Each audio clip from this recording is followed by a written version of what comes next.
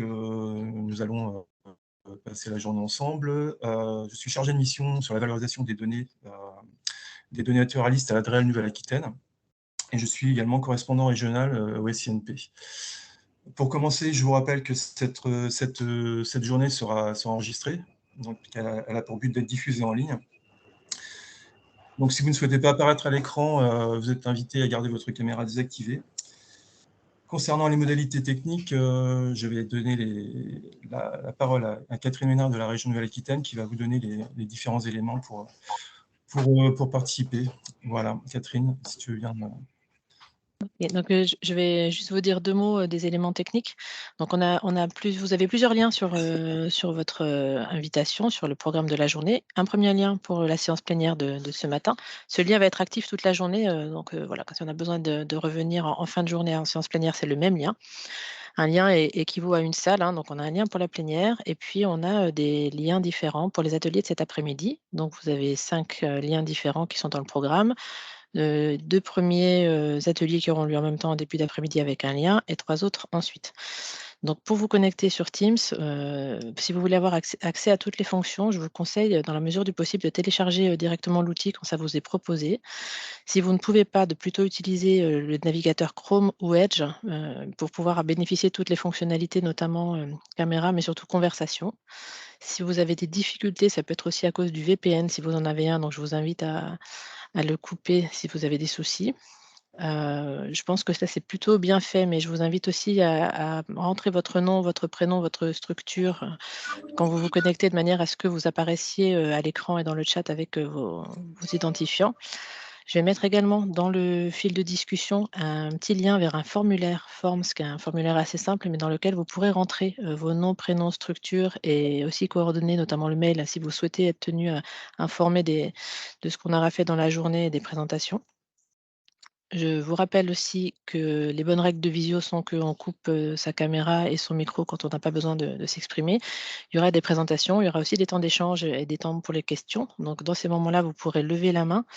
Alors pour lever la main, vous pouvez aller dans les petits bandeaux. Alors en fonction de votre navigateur, ça ne se présente pas pareil, de réaction et vous pouvez, lever la main. Ça vous permet de demander la parole et le présentateur vous donnera la parole.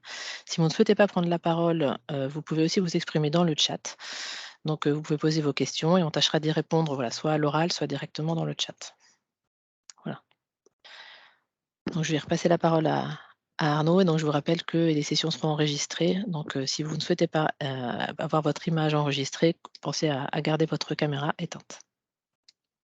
Arnaud, je te repasse la parole.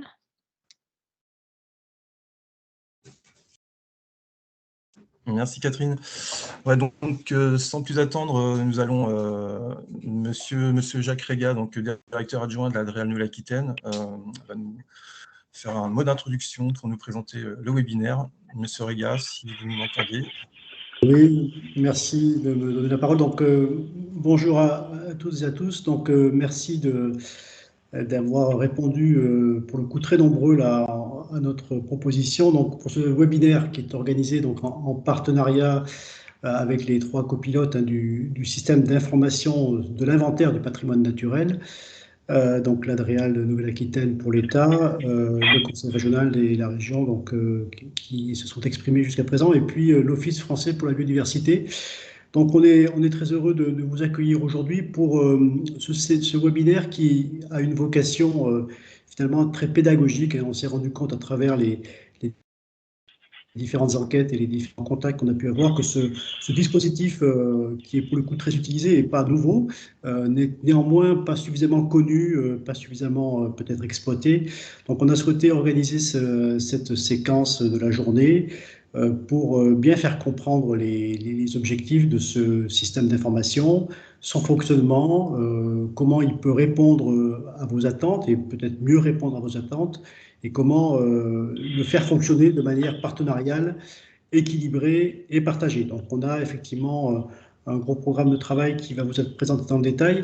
Moi, ce que je voulais préciser peut-être en introduction de ce webinaire, c'est de dire que le système d'information donc de l'inventaire du patrimoine naturel est une composante essentielle aux actions préservation, de protection, de restauration de la biodiversité et du patrimoine naturel de manière générale, puisqu'on s'intéresse également à la géodiversité. Ça fait partie effectivement des politiques publiques que nous conduisons. Ça fait partie également des nombreux actes de gestion qui sont conduits par des acteurs privés, publics, et qui s'intéressent à ce domaine. Ça fait partie également des éléments importants en termes d'aménagement du territoire, hein, mieux connaître le patrimoine pour aménager en connaissance de cause. Donc c'est une politique et une composante fondamentale de nos politiques de protection de la biodiversité notamment. Donc, bien protéger, ça nécessite de bien connaître, et c'est l'objectif de ce système d'information.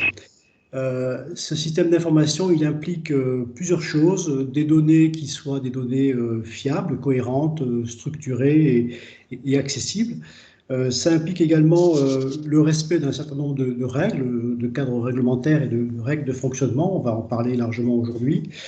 Et ça implique également d'organiser et de fédérer un réseau de multiples acteurs, hein, vraiment différents types d'intervenants dans la connaissance, sur l'ensemble de la chaîne de la connaissance, je dirais. Ça passe par évidemment le secteur associatif, ça passe par les milieux scientifiques, les collectivités, les établissements publics, les particuliers, hein, ou nombreux bénévoles qui contribuent à la connaissance également. Les bureaux d'études qui sont un maillon essentiel, notamment sur la fabrication des études d'impact, et puis les services de l'État, évidemment, pour organiser le dispositif. Donc, on voit qu'on a une multitude d'acteurs avec des histoires et des pratiques qui ne sont pas les mêmes, des attentes qui ne sont pas les mêmes. Donc, il faut qu'on puisse structurer ce réseau. Et puis, ça implique également des règles de fonctionnement, des outils de référence, des référentiels pour qu'on puisse organiser le travail avec les différentes composantes de ce système d'information, notamment autour de la faune et de la flore, de la géodiversité, et puis de toute la partie fonge également qui est importante.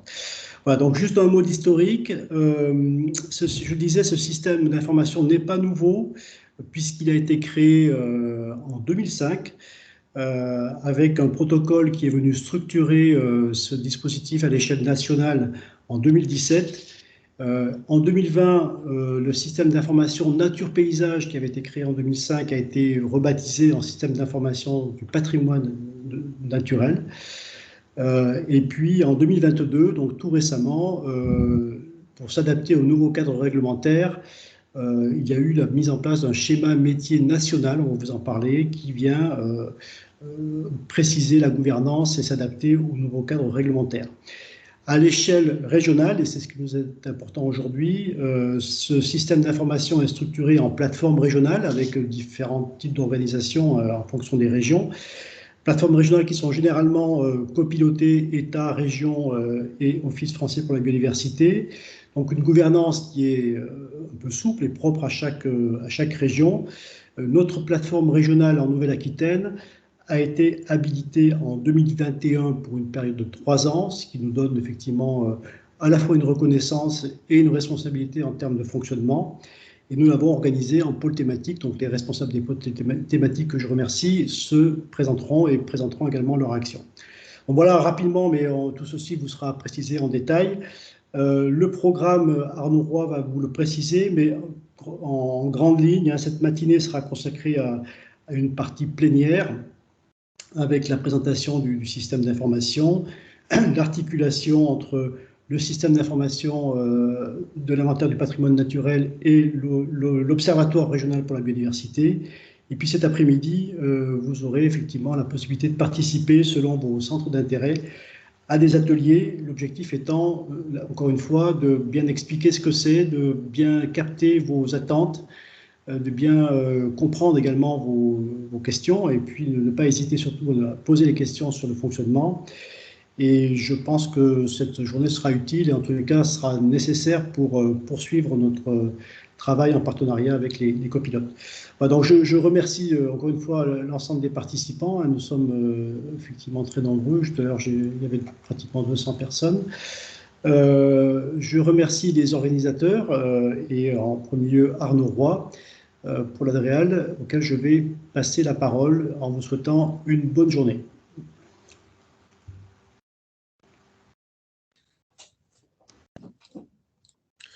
Donc, merci beaucoup, Monsieur Rega, pour ces propos introductifs. Donc, comme vous disiez, je vais reprendre rapidement le déroulement de la journée. Donc, on a pris un petit peu de retard, donc je vais faire vite, mais 9h45, présentation du SINP au niveau national. 10h05, présentation de chaque pôle thématique du SINP en Nouvelle-Aquitaine, donc Fauna, le CVNSA et la réserve naturelle de Socats-Labred.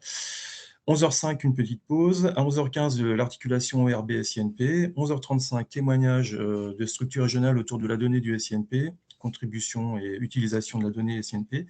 12h35, pause déjeuner. 13h35, reprise et présentation des 5 ateliers répartis sur 2 créneaux hors. 13h45 et 15h, 15h10 et 16h25.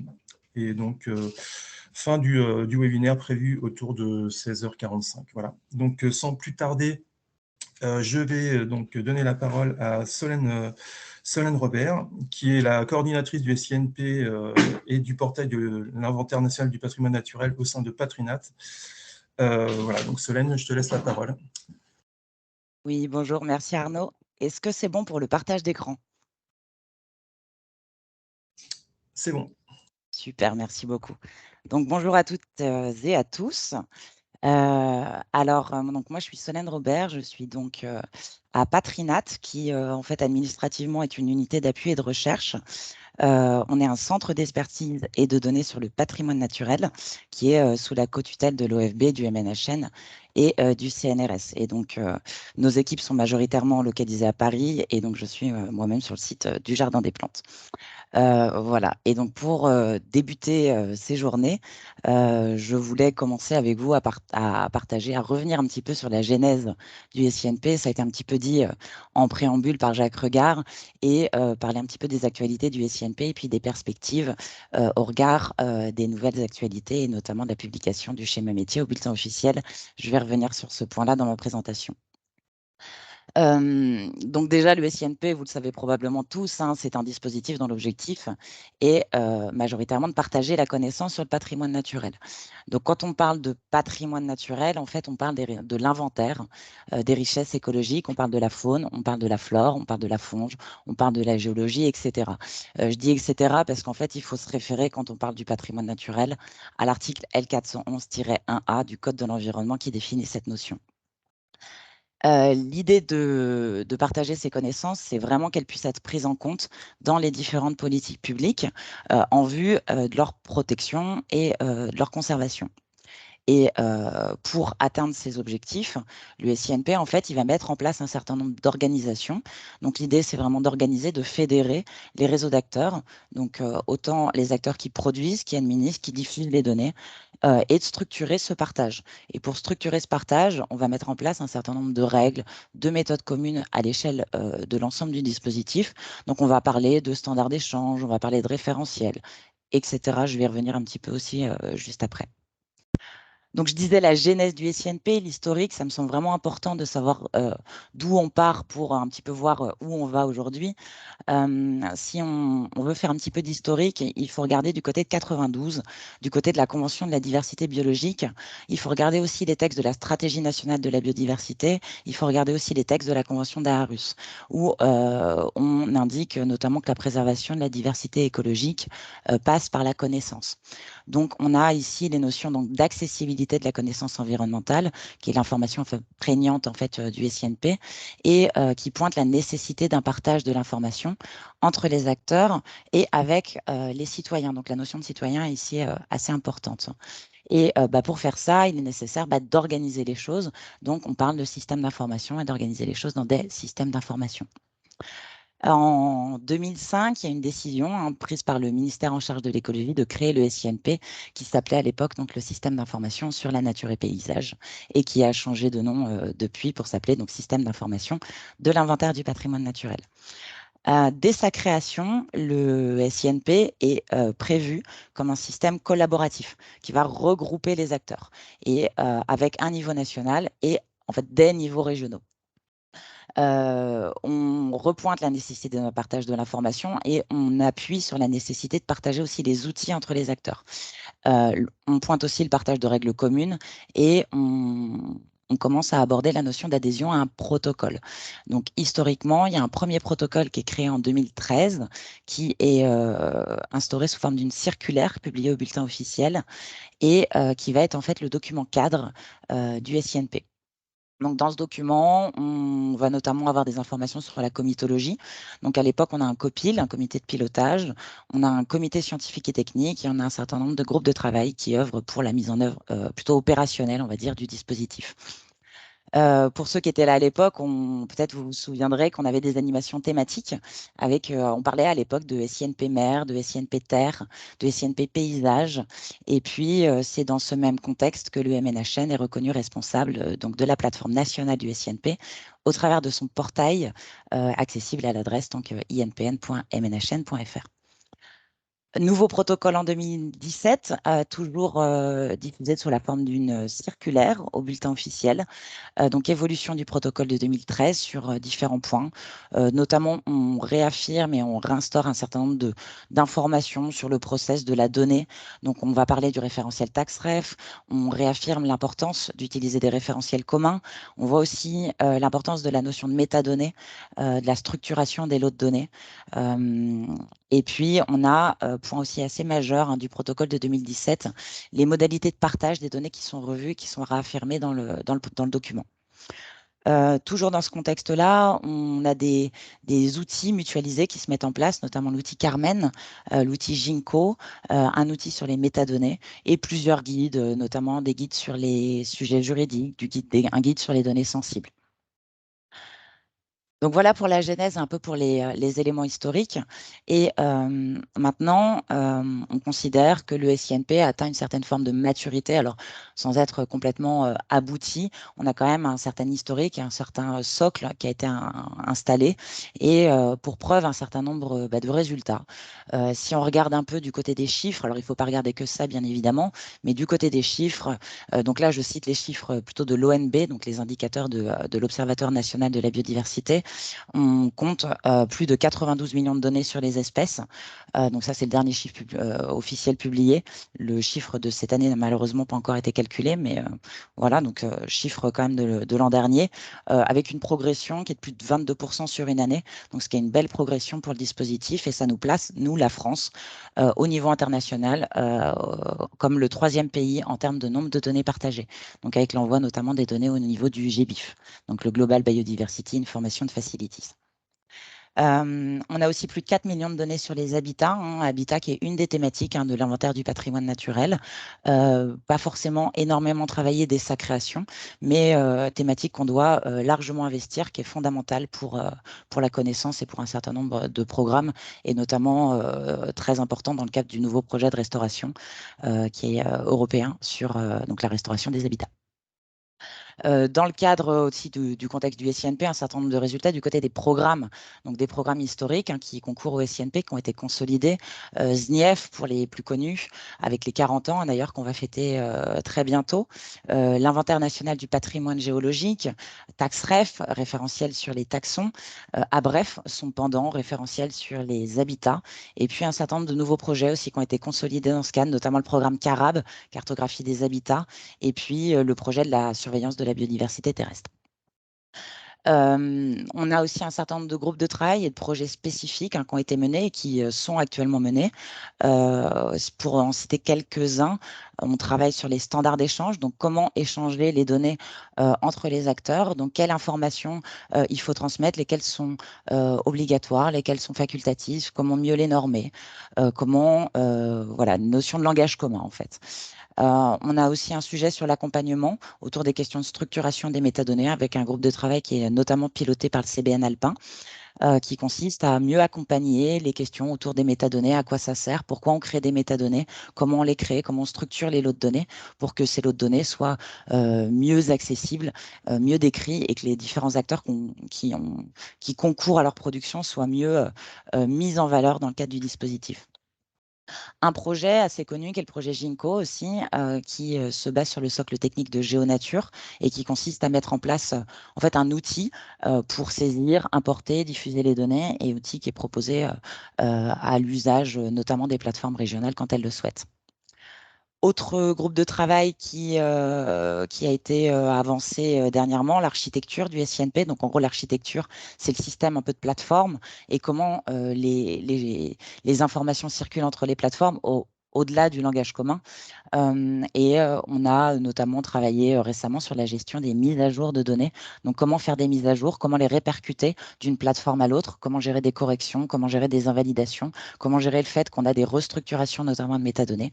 Voilà, ce genre de choses.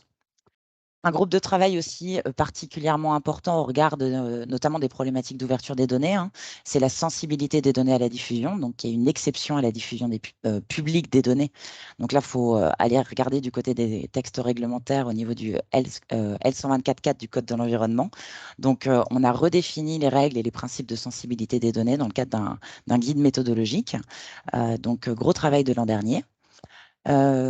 Travaille aussi sur la validation des données, donc sur validation des données, conformité des données, cohérence des données, validation scientifique, comment on rend les données qualitatives. Autre sujet, les référentiels. Beaucoup de travail sur un référentiel qui s'appelle Campanule, donc qui est un référentiel qu'on a produit au niveau national avec la contribution des acteurs sur le référencement des protocoles et des méthodes de collecte. On a aussi mis en place un référentiel des organismes, donc des structures en fait, qui concourent au dispositif pour pouvoir les identifier formellement, éviter les doublons, permettre de gérer aussi leur logo, etc. Donc, référentiel qui est aussi alimenté au fur et à mesure par les plateformes régionales, par les acteurs qui nous indiquent qu'il y a encore des manques dans ce référentiel. Donc, alimentation en continu. Et puis, évidemment, les référentiels TaxRef et ABREF. On a un groupe de travail qui a été nouvellement créé aussi cette année et qui va poursuivre l'an prochain sur les habitats, puisqu'on a une perspective de mieux afficher et de mieux diffuser les données sur les habitats, notamment sur l'INPN, en mettant en place, dans la mesure du possible, un visualiseur des données sur les habitats, un peu dans la lignée du visualiseur des données qui est prévu pour le programme CARAP. Et puis un groupe de travail aussi assez spécifique piloté par l'ADEB, directement par le ministère, sur les questions d'ordre juridique et qui a donné lieu à un certain nombre de saisines auprès de la direction des affaires juridiques du ministère et un certain nombre de documents et notamment une foire aux questions qui est disponible sur le site du SINP. Toujours sur cette entrée un peu résultat, je voulais aborder la mise en place des portails de diffusion et notamment à 3 niveaux. Donc aujourd'hui, on a un site qui est dédié au groupe projet du SINP. Donc les sujets là dont je viens juste à l'instant de vous parler sont détaillés, les comptes rendus, les présentations de ces différents projets peuvent être suivis directement sur le site simp.naturefrance.fr. Donc c'est plutôt un site qui a un centre de ressources plutôt orientation technique, pas particulièrement vulgarisé, mais vous pouvez trouver en fait toutes les ressources sur ces groupes de travail. On a aujourd'hui une plateforme nationale, donc j'en ai déjà parlé, inpn.mnhn.fr, qui fait aussi le lien avec l'international, donc la cohérence avec le GBIF. Donc, sachant que le GBIF France, le point nodal du GBIF France, est d'ailleurs en fait une cellule au sein de notre unité. Donc, ce qui facilite un peu les échanges avec l'international et le lien aussi avec les standards internationaux, etc. Et puis, 8 plateformes régionales qui sont officiellement habilitées à ce jour, donc avec PACA, Centre-Val de Loire, La Réunion, l'Île-de-France, Auvergne-Rhône-Alpes, Bourgogne-Franche-Comté, Occitanie, et puis évidemment la Nouvelle-Aquitaine qui a reçu donc une habilitation pour 3 ans. Qu'elle soit habilitée ou non, on a quand même on peut faire le constat qu'on a une animation dans le SINP qui tend à se généraliser. Et aujourd'hui, si on regarde un petit peu à la louche comment ça fonctionne au niveau de l'ensemble des territoires, on peut se dire qu'on a à peu près 2/3 des régions qui aujourd'hui animent, organisent, valident et diffusent les données. Donc c'est important d'aller chercher le tiers des régions qui aujourd'hui peinent encore à s'installer, notamment dans certains territoires d'outre-mer, pour que le dispositif soit complet et qu'on n'ait pas de régions qui se retrouvent un peu laissées sur le côté et qui n'avancent pas au même rythme que les autres. Donc ça, c'est important pour nos perspectives. On voit aussi qu'on a une large diversité d'acteurs mobilisés, ça a été dit aussi en introduction. On mobilise des établissements publics, des associations, des bureaux d'études, des gestionnaires d'espace, des bénévoles également. On a une animation qui est aussi élargie à de nombreuses thématiques. On a beaucoup focalisé au début du SINP sur les espèces. On commence à se pencher de plus en plus sur les notions d'habitat. Il faut aussi qu'on se penche sur la géologie, qui est un point aussi important du patrimoine naturel. Donc, ces thématiques doivent être encore approfondies dans le cadre du dispositif et ce sera l'objet de nos futurs travaux.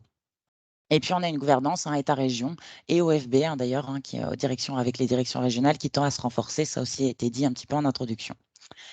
Et donc, point important de tout ça, c'est que ces connaissances, elles sont aujourd'hui vraiment mises à disposition des politiques publiques sur le patrimoine naturel. C'est vraiment là tout l'enjeu. Pour les évaluations, les listes rouges, les suivis, les rapportages européens, etc. C'est vraiment le socle de connaissances qui doit appuyer et servir ces politiques. Et puis, ces connaissances-là, évidemment, elles doivent alimenter aussi les actions du SIB, qui est un autre dispositif dit système d'information fédérateur. Donc, il y en a 3 des systèmes d'information fédérateurs. Il y a le système d'information sur la biodiversité, il y a le système d'information sur le milieu marin et il y a le système d'information sur l'eau. Et donc, le SINP doit alimenter ces systèmes d'information fédérateurs et notamment être un socle pour les liens avec notamment les pressions qui s'exercent sur la biodiversité et les enjeux d'y répondre. Donc, dans le cadre de ce qu'on appelle le modèle DPSIR, donc c'est le modèle en gros État, pression, réponse. Et maintenant, où est-ce qu'on en est? Et maintenant, du coup, le schéma métier du SINP, qui vient qui est le nouveau document cadre du SINP, qui vient d'être publié au bulletin officiel le 30 août et qui abroge le protocole de 2017, donc le dernier document cadre. Donc, si on a mis en place ce nouveau document qui restructure en gros le dispositif, le fait évoluer, c'est notamment pour respecter les règles d'ouverture des données, donc tous les principes d'open data, pour mieux s'inclure aussi dans le système d'information sur la biodiversité dont je viens de parler, donc un des systèmes d'information fédérateurs, qui a aussi publié son schéma national des données sur la biodiversité, donc par un arrêté le 30 décembre 2020. Donc, il était nécessaire de s'inscrire plus officiellement dans ce cadre-là. C'est aussi pour qu'on puisse réaffirmer un périmètre plus pertinent, et notamment sur les différentes thématiques couvertes par le SINP, et puis nous permettre d'adopter une gouvernance plus efficiente pour prendre en compte les lacunes qu'on a pu identifier dans notre organisation. Donc, ce document nous permet d'évoluer sur 2 choses, on va dire, principales. La mise en conformité législative, qui est quand même le gros point important de ce nouveau schéma métier, donc l'ouverture des données, le respect des textes réglementaires, et puis d'avancer sur un document qui est en fait plus généraliste que le protocole de 2017, puisqu'en fait, dans le document de 2017, on avait un certain nombre d'éléments techniques qui n'ont pas vraiment leur place dans le cadre d'une circulaire, alors qu'on a par ailleurs ces informations techniques qui sont diffusées dans le cadre des groupes de travail et des groupes projets et qui font foi. Donc ça, c'est les évolutions, mais on a aussi bien évidemment des constantes. Il ne s'agit pas d'un virage à 90 degrés, on est quand même dans la même lignée. Donc ce qu'on maintient notamment, évidemment, c'est la dynamique partenariale qui fonctionne et qui a été prévue dès l'origine du dispositif, de la création de ce dispositif. On maintient bien évidemment la démarche d'habilitation des plateformes régionales. On réaffirme dans ce document les principes de subsidiarité et de régionalisation et on maintient tout ce qui est logique de mutualisation des outils et des méthodes. Pour aller un petit peu plus précisément quand même sur le périmètre du SINP, ça me semble quand même aussi un des points importants à préciser, c'est qu'aujourd'hui, le SINP, donc dans sa nouvelle mouture, va traiter de l'ensemble des données sur la connaissance de l'état ou des tendances relatives au patrimoine naturel. Donc, toutes les données de ce périmètre, on focalise beaucoup sur les occurrences, en fait, les données d'observation. Il n'y a pas du tout que ces données-là qui sont couvertes, qu'on doit couvrir. Il y a aussi toutes les données de synthèse et notamment les données aussi intermédiaires, notamment les EBV qui sont dans le scope. Donc, toutes données de répartition donc intermédiaires, des données d'Atlas, etc., font bien partie du scope. Des descripteurs aussi, des données de traits, par exemple, de traits de vie sur les espèces, des corrélations interespèces, quelle espèce est parasite de telle autre, ce genre de choses font aussi partie du scope. Et toutes les données de référence, donc les référentiels, évidemment. Et puis, sur les thématiques, toutes les thématiques, en fait, sont couvertes de l'inventaire, doivent être couvertes donc, de l'inventaire du patrimoine naturel. Donc, espèces, habitat, géologie, je le réaffirme, c'est vraiment un point important. On ne focalise pas que sur les espèces, il faut vraiment couvrir à terme tout le scope tel qu'il est cité dans le Code de l'environnement. Il y a régulièrement une petite ambiguïté sur un certain nombre de programmes, donc je pense que c'est aussi important de le réaffirmer. Tout ce qui est programme de connaissances, d'inventaire de connaissances de type SNIEF, de type CARAB, ou l'inventaire du patrimoine géologique, l'INPG, donc relèvent bien de la politique de l'inventaire du patrimoine naturel et font donc bien partie du périmètre du SINP, sans que ce dispositif n'influence leur gouvernance propre, mais font bien partie de ce dispositif général. Important aussi à préciser, il me semble, ce dont le SINP ne traite pas ou ne traite plus, les données sur les paysages. Je l'ai un petit peu dit tout à l'heure, c'est-à-dire que anciennement, le SINP s'appelait Système d'information sur la nature et les paysages. Donc, vous avez bien noté le changement de nom en Système d'information de l'inventaire du patrimoine naturel, puisque du coup, le SINP ne traite plus des données sur les paysages pour la raison qu'il y a un autre système d'information qui est prévu dans le cadre du SIB spécifiquement sur ce sujet. On ne traite pas non plus des données sur les pressions ou les réponses pour la même raison que celle sur les paysages. Il y a des systèmes d'information dédiés qui doivent répondre à ces sujets. Et on ne traite pas non plus des espaces protégés, des espaces réglementés, des sujets Natura 2000, puisque ce sont d'autres politiques publiques.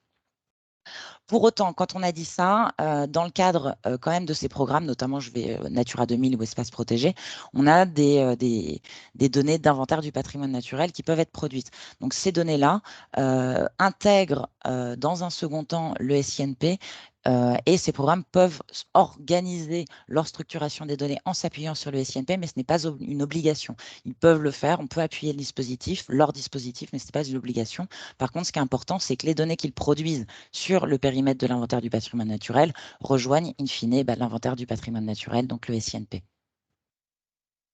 Voilà, et maintenant, où est-ce qu'on en est là actuellement? On en est à installer la nouvelle gouvernance du SINP. Donc la nouvelle gouvernance, elle prévoit un COPIL. Donc il s'est tenu le premier COPIL en fait, de cette nouvelle gouvernance en mode préfiguration s'est tenu en juin dernier. On a installé aussi les 3 premiers comités du SINP en octobre, donc le comité des inventaires, le comité technique et le comité éditorial de l'INPN. Le comité des correspondants régionaux se tiendra la semaine prochaine. Et donc, si je simplifie un petit peu cette nouvelle organisation, le comité des correspondants régionaux ne change quasiment pas par rapport à la précédente gouvernance. On est vraiment dans une logique de continuité. C'est le lien entre la gouvernance nationale et les gouvernances régionales. Le comité technique du SINP, c'est en gros, en quelque sorte, les tuyaux, la tuyauterie, les aspects vraiment techniques. Le comité des inventaires, c'est en gros ce qu'on met dans les tuyaux, c'est qu'est-ce qui va rentrer, la stratégie d'acquisition des données. Et le comité éditorial de l'INPN, c'est plutôt les logiques de diffusion. Donc, ce qui va sortir des tuyaux, comment on rend ça digeste, accessible, communicant. Donc, voilà, la stratégie plutôt de diffusion. On a également 4 grands axes stratégiques qui ont été définis pour le SINP pour les prochaines années. Donc ça, c'est des points assez importants. On a dans ces 4 grands axes stratégiques qui ont été validés par le COPIL, les données ouvertes, le principe de respecter l'open data, la cohérence aussi du SINP à tous les échelons territoriaux et pour l'ensemble des programmes et dispositifs contributeurs. Donc quand on dit ça, c'est en gros respecter les mêmes règles à tous les niveaux du SINP. Et l'idée, c'est quand on a plusieurs programmes qui concourent au SINP, qu'on puisse s'appuyer par exemple sur les mêmes normes, les mêmes référentiels. Quand on traite de la sensibilité des données à la diffusion, il faut qu'il y ait une cohérence dans la manière de gérer tout ça. Troisième point, c'est l'enrichissement mutuel et ciblé du SINP par les différents programmes et contributeurs, avec la logique qu'un programme puisse en alimenter un autre. Donc, exemple, que le programme CARAB pourrait alimenter le programme SNIEF, que les programmes, par exemple, ABC, Atlas de la biodiversité communale, puissent alimenter d'autres projets. Voilà, donc la surveillance de la biodiversité terrestre, par exemple. Et puis, dernier point, un point assez important, c'est la qualité des données. Donc, qualité au sens validation scientifique, au sens où l'utilisateur doit avoir connaissance de la qualité des données qu'il consulte pour ne pas qu'il y ait d'erreur dans l'utilisation de ces données et qu'elles soient donc utilisées au regard d'un bon usage. Et donc, notre objectif, c'est de se fixer une feuille de route opérationnelle pour les 3 prochaines années qui va décliner ces grands axes stratégiques. Et donc, on est en train de travailler. Donc là, c'est notre projet pour les prochains mois. On est en train de travailler sur la mise en place de cette feuille de route avec les différents comités de la gouvernance. Si vous voulez en savoir plus, là, je ne vais pas m'étaler sur ces sujets, mais si vous voulez en savoir plus sur ces axes stratégiques, tout ça est développé dans le compte-rendu du COPIL qui est disponible sur le site du SINP. Donc, je l'ai donné l'adresse tout à l'heure, c'est sinp.naturefrance.fr. Vous trouverez d'ailleurs les comptes rendus de ces différents comités qui seront publics. Et pour finir, le SINP en région, donc je l'ai déjà dit, hein, le SINP, c'est un dispositif qui est décentralisé et qui s'appuie donc sur un réseau de plateformes régionales et puis bien évidemment sur l'ensemble des acteurs qui prennent part. Donc pour moi, c'est vraiment important là, de rappeler le rôle vraiment fondamental, majeur de ces organisations régionales, que ce soit dans l'animation des réseaux, dans la coordination des échanges de données, dans l'accompagnement, dans la mise en place de la validation scientifique, qui est un sujet aussi très important. Et pour qu'on puisse organiser tout ça, je pense qu'il est vraiment important qu'on communique plus sur l'organisation, sur les avancées, sur les perspectives. Et je crois d'ailleurs que c'est vraiment le sens de l'organisation aussi du séminaire d'aujourd'hui, donc de présenter l'organisation de la plateforme, les pôles thématiques, les portails, les différents outils. Je crois qu'il y a un point aussi de témoignage sur l'utilisation des données par les différents partenaires. Ça, c'est vraiment important aussi à mon sens, parce que montrer à quoi servent nos travaux, comment on les utilise. On ne produit pas de la donnée juste pour produire la donnée, on produit de la donnée et on la partage parce qu'il y a des enjeux derrière, parce qu'il y a un but de réutilisation pour servir les travaux de conservation et de protection de la nature. Donc, vraiment importante d'avoir tous ces témoignages-là qui vous seront présentés par les différentes structures. Et puis, d'aller plus loin aussi cet après-midi dans différents ateliers sur des sujets plus précis, plus spécifiques, parfois plus techniques, sur les habitats, la géodiversité, la validation scientifique et les métadonnées. Et donc, pour finir, je vais également remercier les organisateurs. Merci à Arnaud Roy pour la proposition d'intervention ce matin. Bravo aussi à tous pour le succès de cette plateforme régionale de Nouvelle-Aquitaine. On voit aussi la réussite qu'on peut aussi apprécier au vu du nombre de participants qu'on a aujourd'hui, qui témoigne d'un certain succès aussi du dispositif et de la mobilisation régionale. Je voulais aussi saluer et remercier les différentes structures, les pôles thématiques et puis notamment l'Adréal pour les bons échanges que l'on a ensemble presque au quotidien pour organiser le dispositif et puis les différents, toute cette organisation. Et puis, on compte encore sur plus de mobilisation des acteurs pour rendre le SINP plus efficace, plus utile possible. Et puis, parce que moi, je crois vraiment que c'est grâce au concours de tous qu'on fera avancer la prise en compte de la biodiversité et de la géodiversité par tous. Et voilà, donc je vous remercie. Et puis, je vous souhaite donc une excellente journée de séminaire.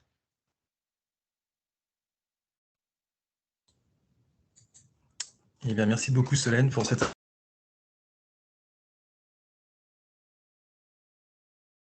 objectif. Je ne sais pas s'il y a des réactions, des questions. Apparemment. Il y avait une question de Yann Seyé dans le chat qui voulait savoir où allaient les données abiotiques, thermie, piézo, qualité de l'eau, pH, conductivité, etc. Ces éléments conditionnent le plus souvent la présence de telle ou telle espèce. Donc après, il y a quelqu'un qui a répondu dans le chat sans que je sache quel est son nom, donc vous pouvez prendre la parole si vous voulez vous exprimer sur le sujet. Dans le SIE. Je ne sais pas si ça a été répondu. Ouais. Alors, c'est pas spécifiquement des sujets qui sont traités dans le SINP. Un des systèmes d'information fédérateurs dont je parlais tout à l'heure, le système d'information sur l'eau, notamment, gère ce genre de sujet. Donc d'ailleurs, je crois que ça a été dit, voilà, et qui effectivement est un système qui est connecté avec le SIB. Donc c'est des ressources qui sont organisées, gérées par ailleurs, qui doivent être organisées donc dans ce contexte-là et dans ce cadre-là, et qui peuvent alimenter évidemment les travaux du SINP, mais qui ne sont pas organisés dans ce contexte-là.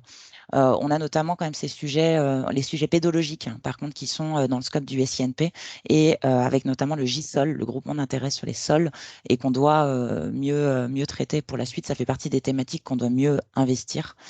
Voilà. Et puis, c'est aussi des sujets dans le cadre des milieux humides, les données piézo et le programme MEO, par exemple. On a aussi une question de Monsieur Valentin, si vous voulez prendre la parole. Oui. Bonjour, est-ce que vous m'entendez? Oui, très bien. Oui, très bien. Merci pour l'exposé. Je suis ingénieur à l'Institut national de recherche agronomique de Rennes. Et en fait, merci pour la belle présentation. Je comprends qu'il y a donc plusieurs plateformes régionales habilitées.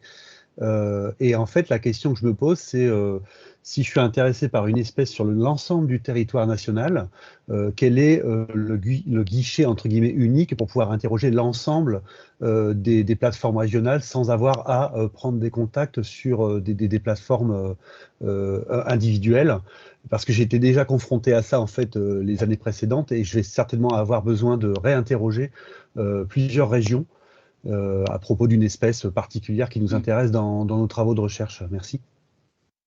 Merci pour la question. Ça va me permettre de répondre aussi à la question de Ludovic Lucas qui est dans le chat dans le même temps.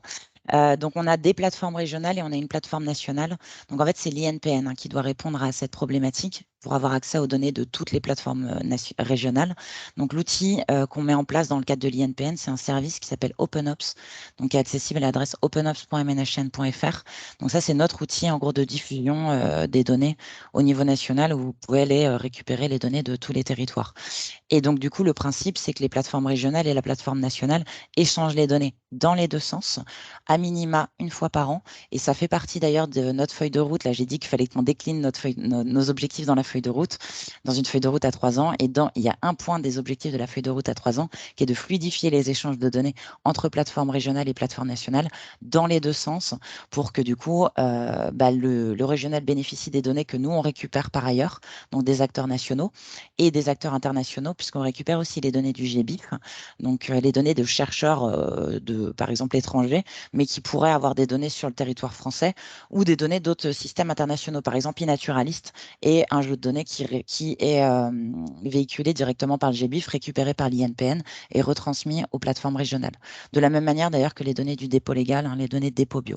Donc l'enjeu, c'est vraiment de fluidifier les échanges de données. On en parle beaucoup d'ailleurs avec les pôles thématiques et notamment avec Fauna pour pouvoir améliorer ces échanges.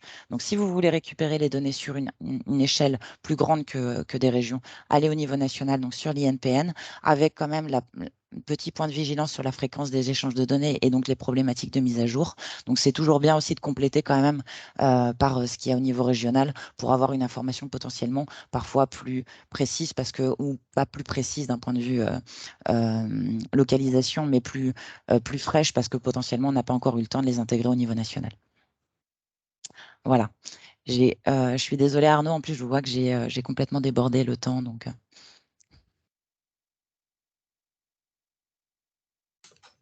Non, mais c'est bon. De toute façon, le but, c'était aussi d'échanger. Donc, mais ouais, on va, au niveau des questions sur ce sujet-là, on va être obligé d'arrêter, en effet, parce qu'il y a la présentation des pôles thématiques par la suite. Si vous avez d'autres questions, bien entendu, on vous donnera une adresse sur laquelle nous faire suivre les questions, et puis via les sites que tu viens de citer, Solène, je pense qu'il y a moyen de récupérer pas mal d'éléments. Voilà. Donc, merci encore beaucoup, Solène, pour cette présentation.